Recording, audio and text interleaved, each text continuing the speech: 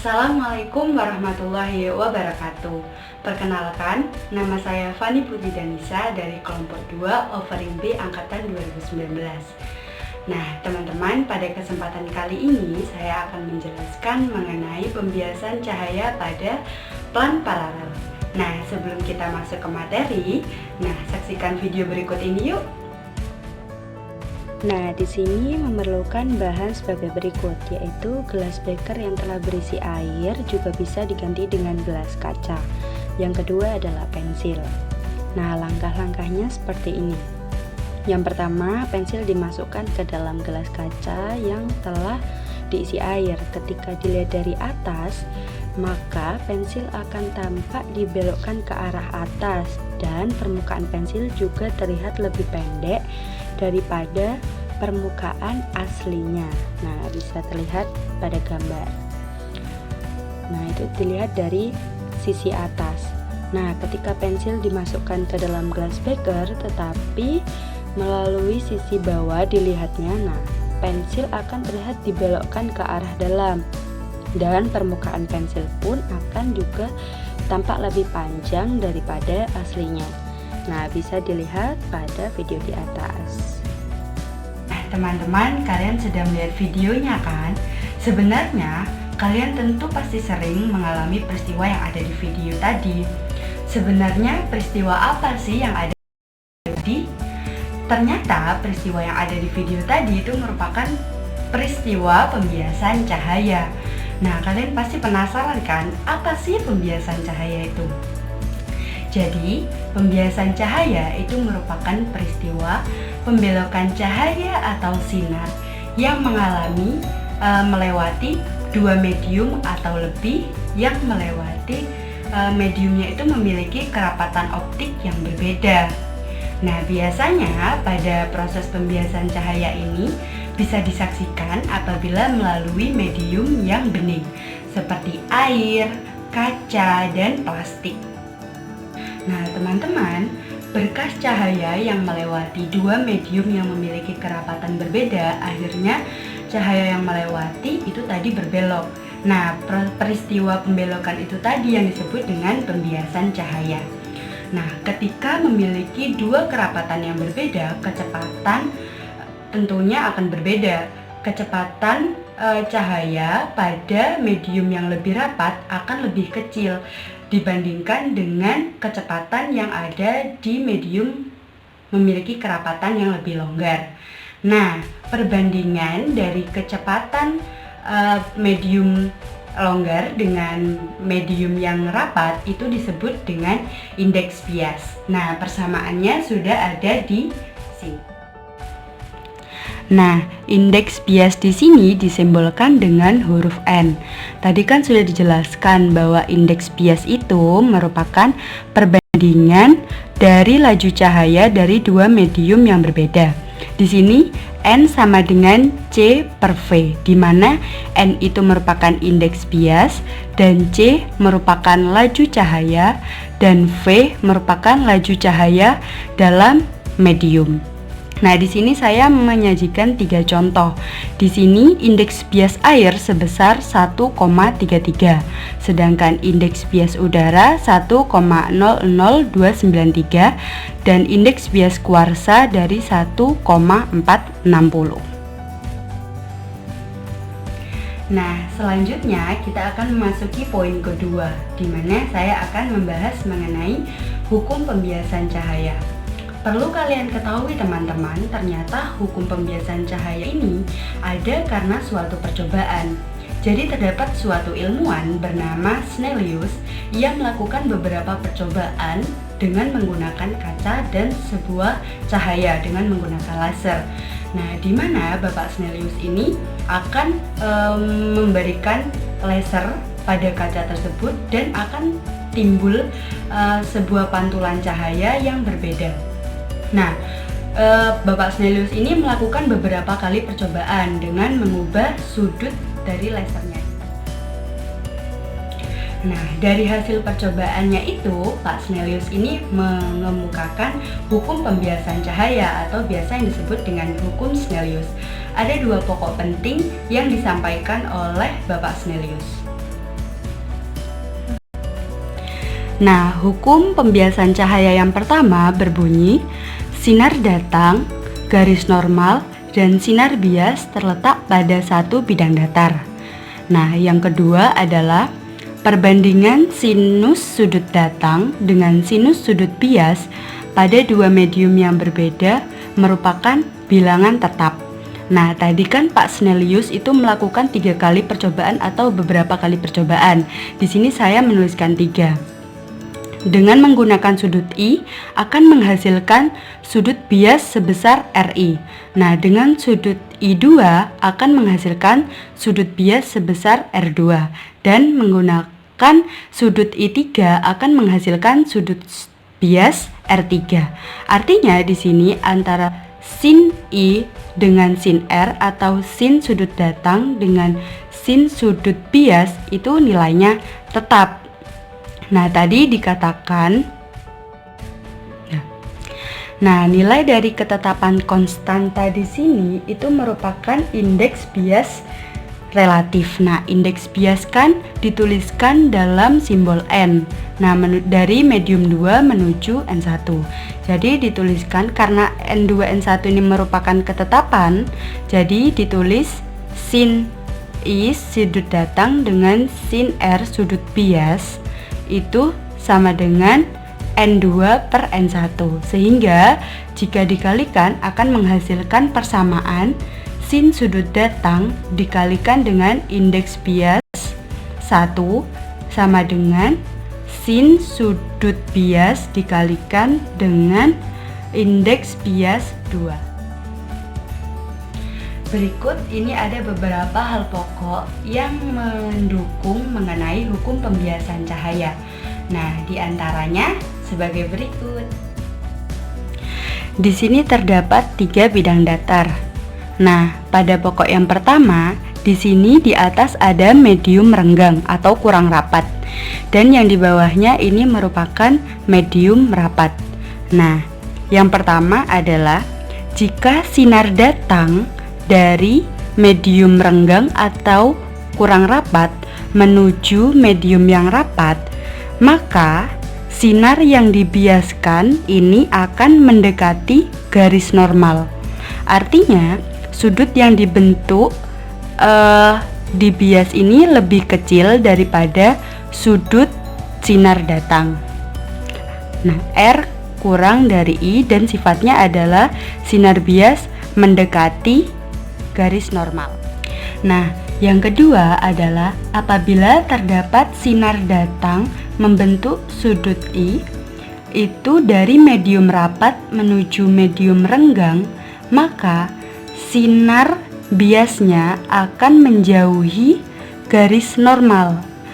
Akibatnya, sudut yang dibentuk akan lebih besar, sehingga sudut datang itu lebih kecil daripada sudut biasnya, dan sifatnya adalah sinar bias menjauhi garis normal.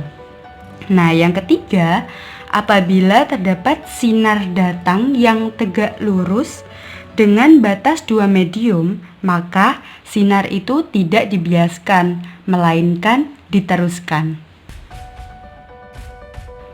Nah, teman-teman, kita masuk kepada poin ketiga. Nah, poin ketiga ini saya akan menjelaskan mengenai pembiasan cahaya pada kaca plan paralel. Nah, sebelumnya kalian harus mengetahui apa sih yang disebut dengan kaca plan paralel. Jadi teman-teman, kaca plan paralel ini merupakan suatu medium yang transparan. Nah, tadi kan dikatakan bahwa pembiasan cahaya ini bisa diamati apabila mediumnya transparan. Nah, kaca plan paralel ini dilapisi beberapa sisi-sisi sejajar. Nah, ketika cahaya melalui kaca plan paralel, maka akan menghasilkan suatu sudut bias seperti berikut. Nah, ini merupakan proses demonstrasi pembentukan cahaya pada kaca plan paralel. Nah, di sini menggunakan bahan kaca plan paralel dan laser berwarna. Nah, terlihat bahwa laser sinar datang membentuk sudut, lalu membentuk sudut bias. Terdapat pergeseran. Ini merupakan proses penghitungannya. Lalu, nah ini terlihat bahwa sinar datang membentuk sudut I dan akan membentuk sinar bias dan membentuk sudut sinar bias. Nah, terlihat seperti itu. Akan terbentuk sudut.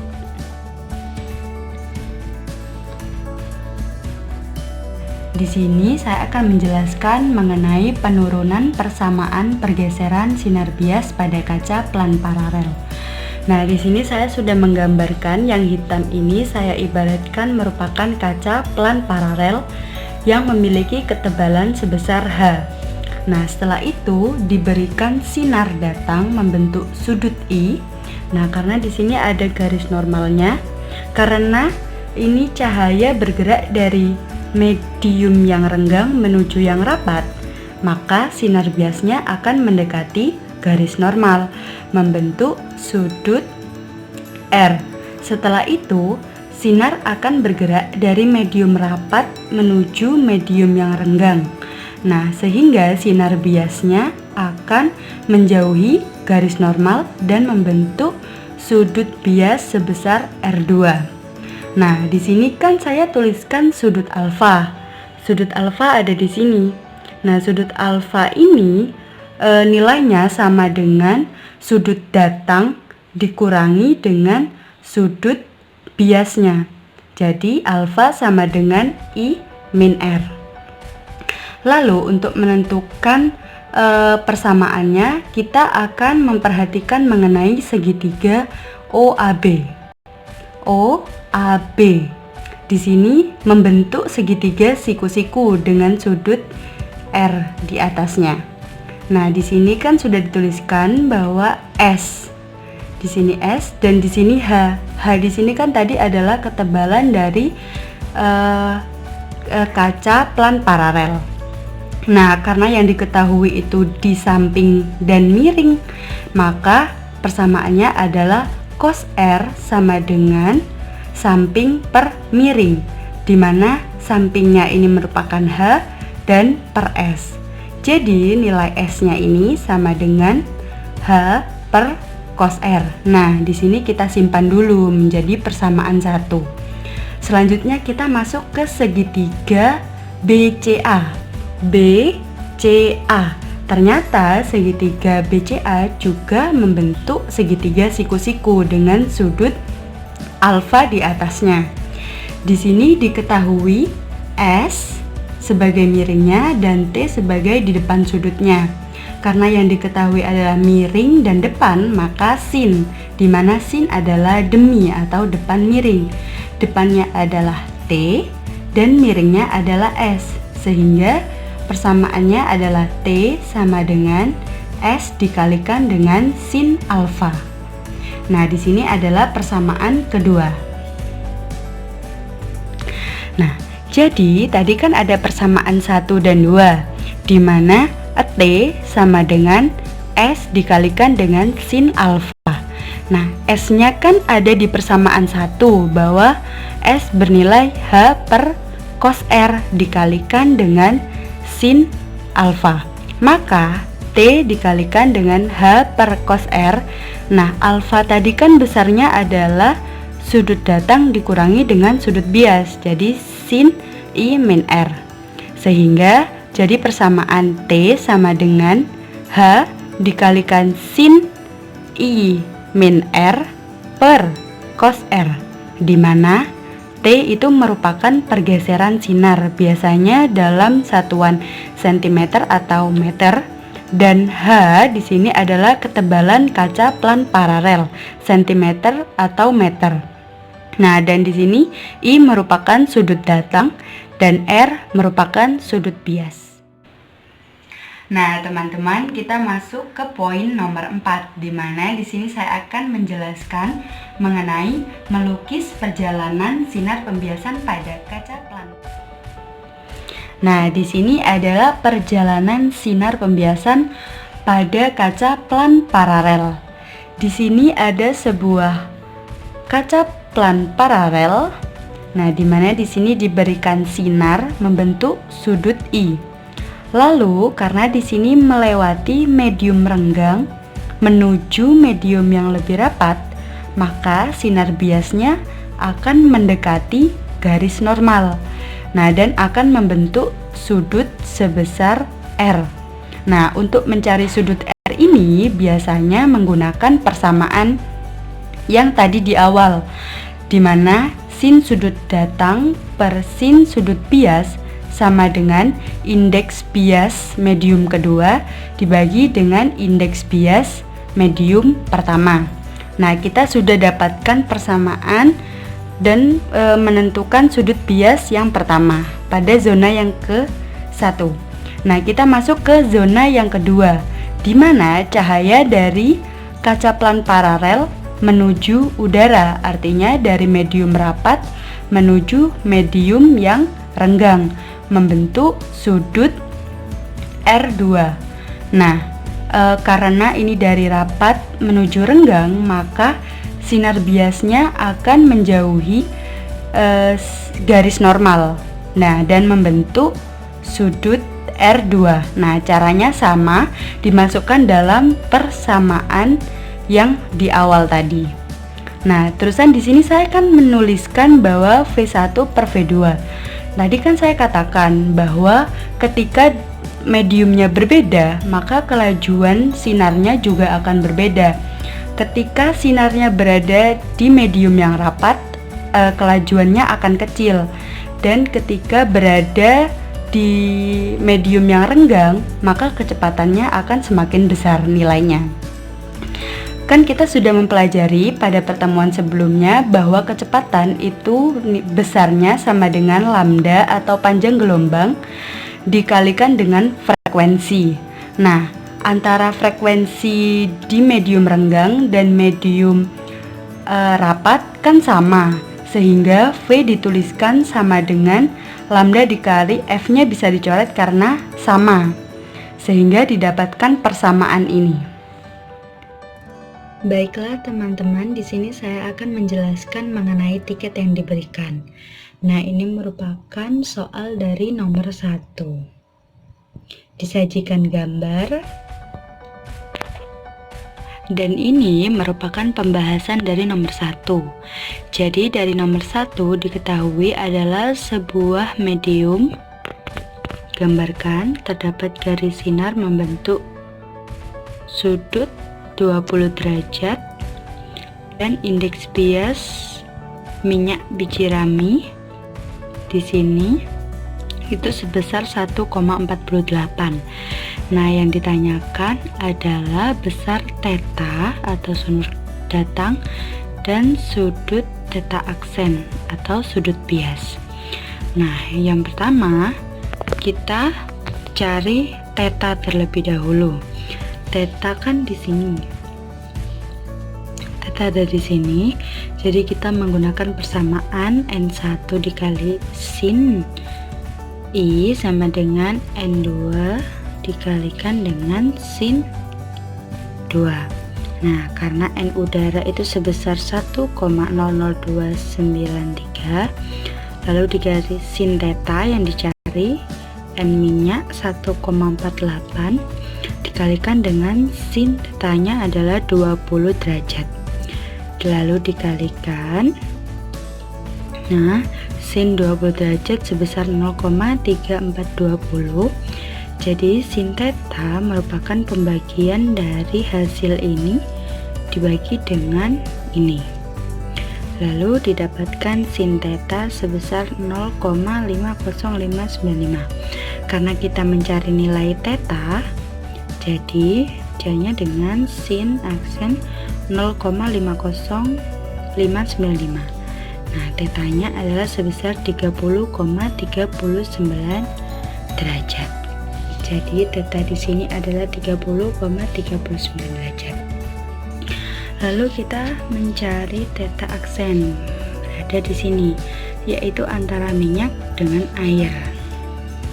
Jadi dituliskan di persamaan, dimasukkan.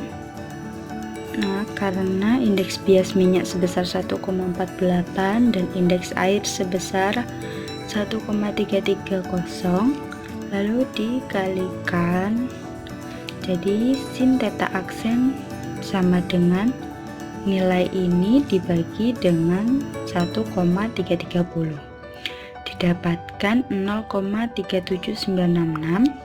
Jadi tetanya adalah sebesar 22,31 derajat. Jadi di sini theta aksen sebesar 22,31 derajat. Selanjutnya adalah nomor 2. Ini merupakan soal dari nomor 2. Nah, ini merupakan pembahasannya. Diketahui dari soal itu ditanya panjang gelombang, yang kedua adalah frekuensi, yang ketiga adalah kecepatan dalam larutan. Nah, pada soal diketahui adalah theta 1 sebesar 30 derajat dan theta 2 adalah 19,24 derajat. Nah, kita ketahui bara indeks udara itu sebesar sekian dan panjang gelombang itu sebesar 632,8 nanometer. Karena berada di nanometer dijadikan meter, jadi sebesar 6,328 kali 10 pangkat min 7.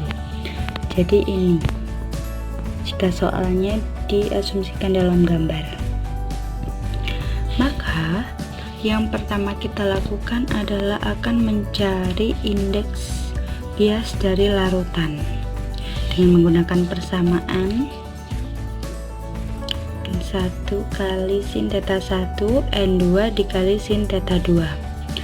Nah, kita masukkan sehingga didapatkan N larutan sebesar 1,517 atau setara dengan 1,52. Nah, yang kedua adalah ditanyakan panjang gelombangnya.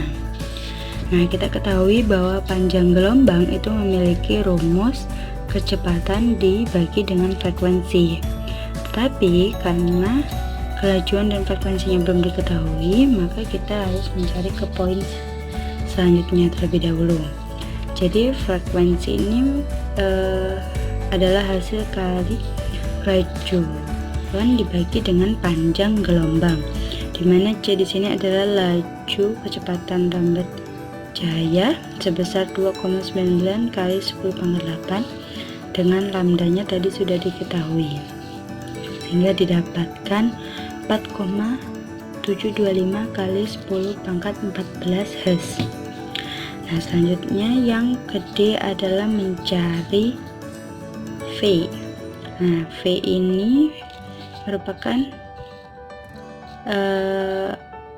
dicari dengan C per N larutan.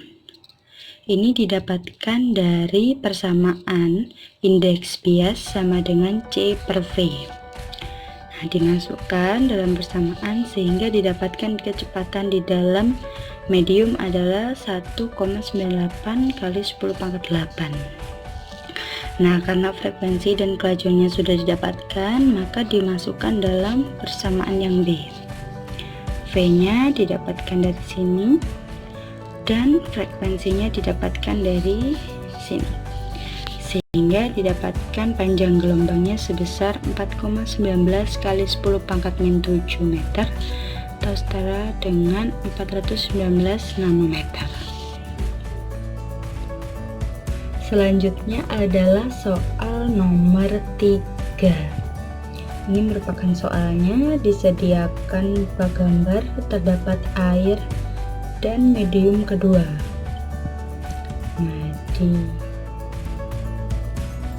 Jadi dari soal tadi itu diketahui sudut datangnya sebesar 45 derajat.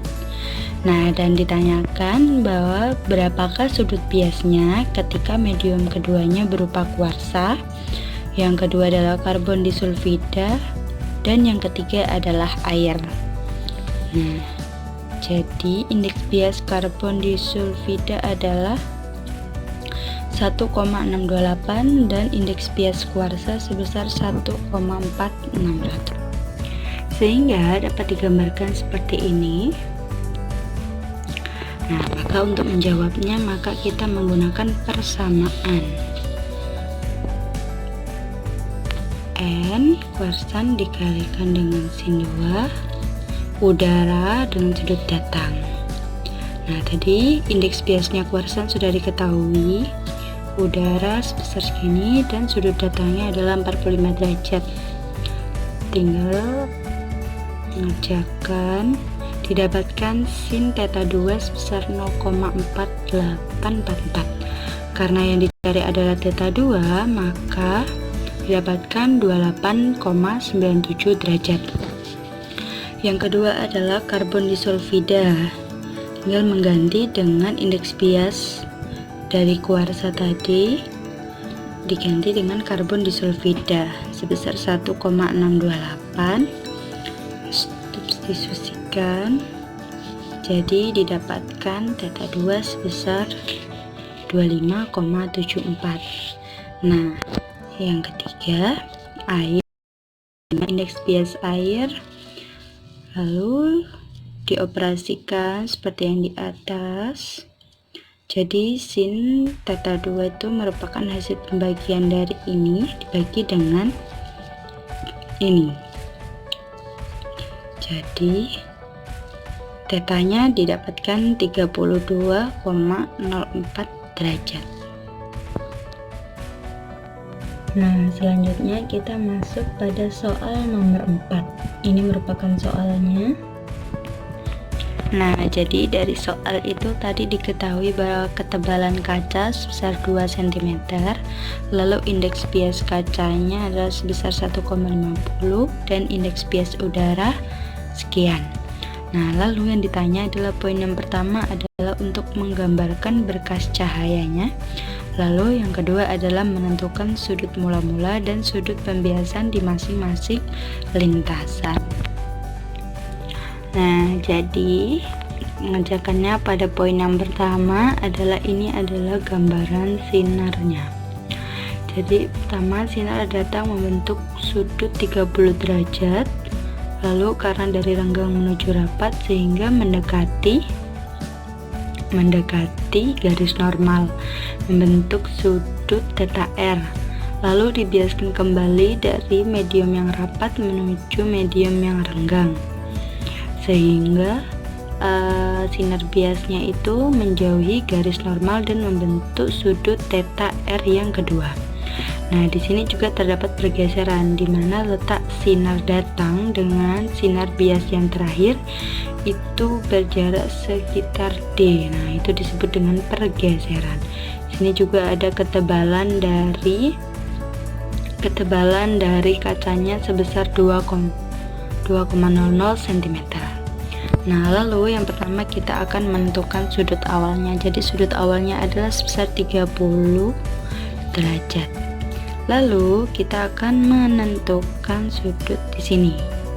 Jadi di sini kita menggunakan indeks bias udara dengan kaca. Tinggal mengoperasikan saja, mensubstitusikan dari yang diketahui. Jadi didapatkan sin theta R itu ini dibagikan dengan ini, sehingga didapatkan sin theta R sebesar 0,333, sehingga theta R sebesar 19,45 derajat. Nah, di sini jadi sudut ini bernilai sebesar 19,45 derajat. Lalu di sini ada sudut alfa. Nah, sudut alfa ini didapatkan dari pengurangan dari sudut awal datang dikurangi dengan sudut biasnya.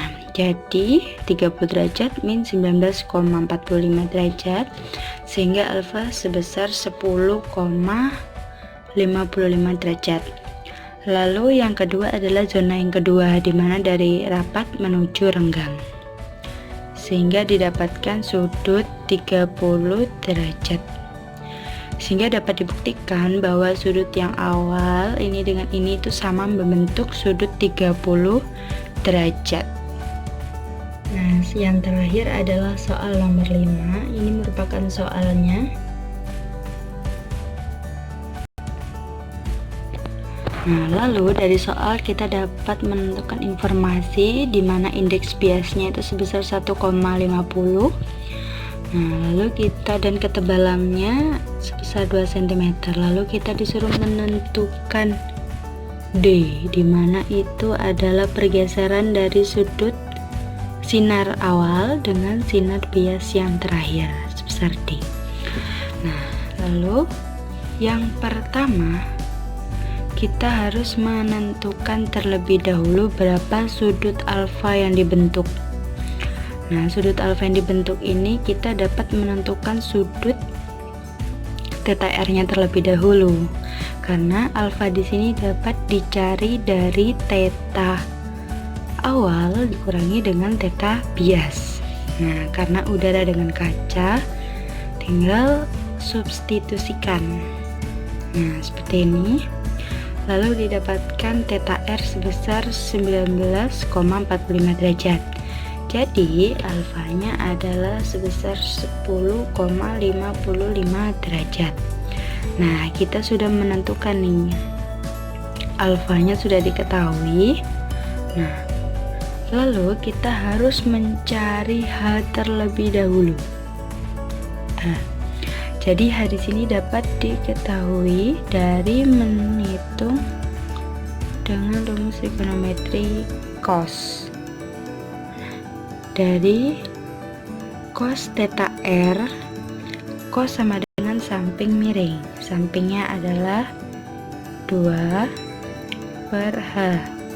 Nah, H-nya jadi dapat diketahui dari 2 dibagi cos 19,45 derajat sebesar 2,12 cm. Setelah diketahui H-nya, maka kita akan mencari D. Nah, karena sudutnya ada di atas dan diketahui depan dan miringnya, maka dengan menggunakan sin. Nah, sin dari 10,55 derajat itu sama dengan D yang dicari per miringnya adalah H tadi, 2,12. Lalu D dikalikan sebesar 0,4 cm. Nah, ini sama dengan 4 dikali 10 pangkat min 3 meter. Jadi jaraknya adalah sekian. Kita lanjut ke poin yang B. Kita disuruh menentukan berapa waktu yang diperlukan untuk membiaskan cahaya pada kaca. Nah, jadi V pada kaca itu rumusnya adalah C per N. Persamaan ini didapatkan dari rumus N sama dengan C per V. Ya, rumus indeks bias.